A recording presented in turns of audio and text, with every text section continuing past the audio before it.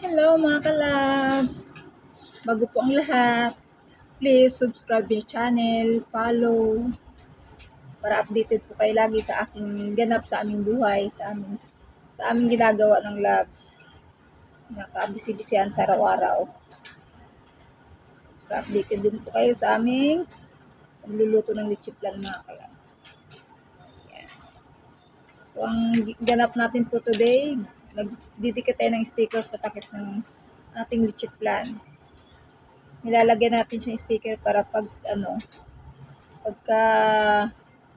lalagay natin yung leche flan sa lagayan, ganito. Yan. Para hindi natin magdidikit ng sticker lalo pag marami ang kuha ng order. Pag sunod-sunod, mahirapan tayo pag hindi natin pinaghandaan yung paglalagay ng sticker kasi ito ay matrabaho din mga kalabs.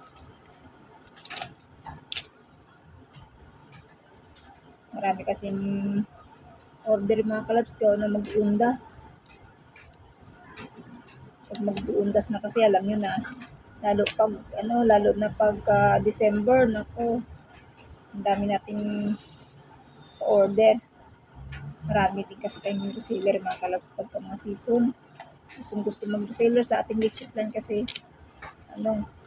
mabenta at hindi sila hirap i-benta gaw ng masarap. Kakaiba daw sa lahat. Kakaiba sa ibang leche flan. Makunat kasi siya mga kalabs bukod sa ang sarap. Namin. Makunat para siyang yema. So ngayon nagluluto kami. Oras na ginabi na kami dito mga kalabs. May pa ako hairnet. Kasi nagluluto pa kami.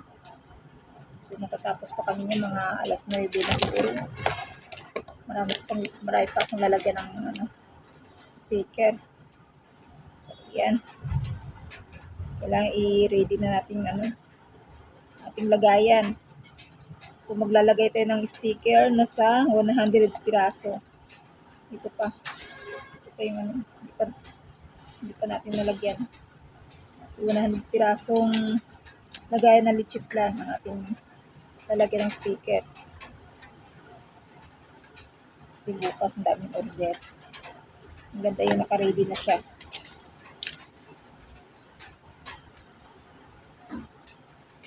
Bestseller ang ating leche flan mga kalabs kasi masarap kasi siya. Binabalik-balikan talaga. Once na natikman kong aming leche flan, talaga mapapabalik ka sa sarap. Sulit ang iyong binayad. Sabi nga nila, anin mo yung mura kung hindi ka naman satisfied sa lasa. Wala rin. Kasi mayroong nabibiling leche flan mura lang kalabs. Mayroong halagang 60, 70, 80, mga ganun. Pero asahan na natin kung anong lasa. Sa akin kasi 100 pesos lang. Kakain ka na ng alayema na leche flan. Hindi tinipid sa ingredients. Diba? Kasi masaya na kami mga kalabs kahit malit na kita lang. Masaya na kami masaya nakikita namin masaya yung mga kumakain ng aming paninda. Yun ang walang katumbas na halaga. Mapapasaya mo sila. So, kumikita naman din kita paano. Magdinegosyo ka bang hindi ka kikita, di ba? Pero mas kumikita yung masipag mag-reseller. Yun. Masipag ka mag-reseller, mas malaki ang kikitain mismo sa amin. Kasi mura lang din ang bagsak namin sa mga reseller. So yung mga reseller, nagbabase kasi sa sarap. Since na masarap, patungan pa nila yung medyo malaki-laki, okay lang kasi masarap naman siya. Sulit yung perang binayad.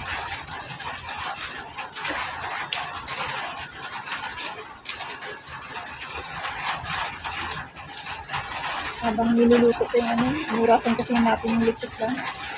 Hindi pa luto. Pero ready na natin itong takip. Yung lagayan para salansa na lang ng salansa. Takip na lang ng takip.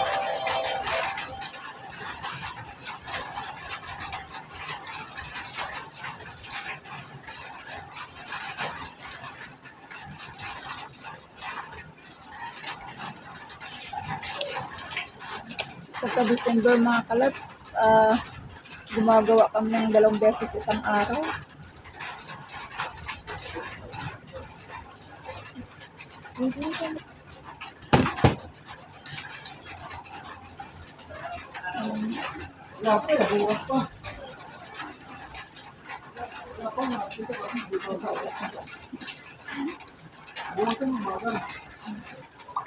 So, nagluluto kami 2 beses isang araw mga kalabs kasi sunod-sunod ang order. Pagka December, first come, first serve ang bigayan.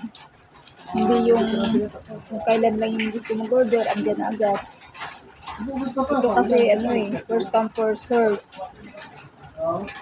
Ganong karamihan ng order na kailangan. Kung sino yung mauna, yun ang unahin ko rin bigyan. Kaya 2 days before, magpapareserve na sila ng kanilang order. Kaya gagawin ko na yung kanilang order sa araw na yun. Kaya sunod-sunod ko yun. Kaya hindi rin masyadong hirap gano'n. Naka-ready na lahat ng ingredients, mga lagayan, pati yung mga order organize ba? Para hindi walang magagalit na hindi nabigyan. Kaysa siya yung mauna, kaya siya hindi siya nabigyan, gano'n. Kaya kailangan first come first serve, 2 days before, ppm na yung order nila sa akin. Ganun ang ginagawa ko para hindi rin ako mahirapan. At para lahat mabigyan at napapagandaan ko. Kasi pag hindi ko nabigyan siyempre may makausap naman lang din sila. Kaya yun naman lang pahiya. Kaya lahat ng dapat nasa ayos. Ganun po ang ating ginagawa sa ating small business. Ito yung pinagkakitaan din namin sa ganitong buwan. Paano?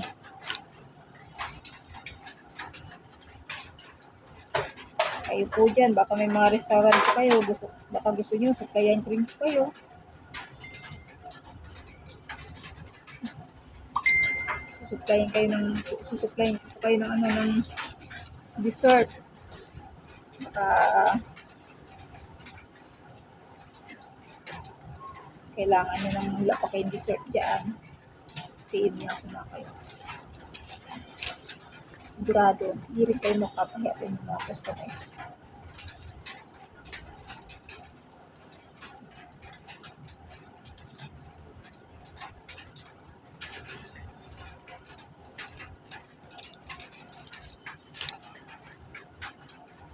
So, ako lang gumagawa nito mga kalabs. Tapos si Labs ko nagpo-print ng sticker. Tulong-tulong naman kami. Sa ako nag-prepare ng lulutuin na leche flan. So pagdating ng Labs galing sa trabaho, siya na lang magbubuhat, lalagay sa kalan. Kasi mabigat yun. Ilang piraso sa isang lutuan namin. 58. Isang lutuan. Bigat buhatin yun. Kaya inantay ko yung dating ng Labs. So pagdating ng Labs, tapos na. Bubuhatin yun na lang yan. Tapos, yun. Tapos, tinutulungan niya ako magsalin. Kaya inabot kaming gabi. Gabi na ako natapos. Kasi, ang daming gagawin, daming lulutuin. Pag dalawa kami, nagtulungan nito, madali lang. So, 4 hours. Tapos na. Pag ako, halos half day, whole day.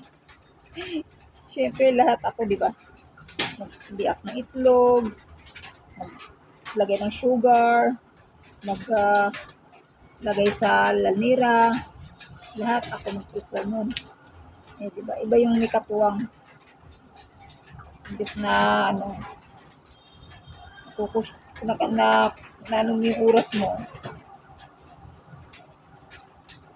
mapapadali pa pag may katuwang.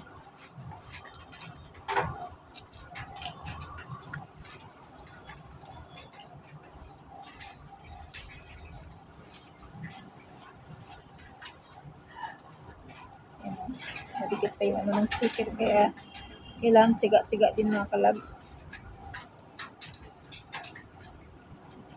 So, kailangan 100 pieces ang ating lalagyan ng sticker.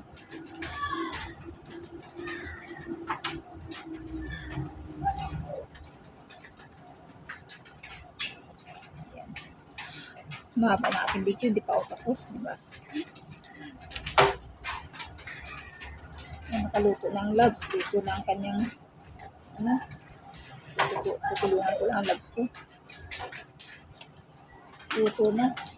Sasalansan na namin. Thank you for watching mga kalab. Please subscribe to my channel. Thank you so much. God bless everyone.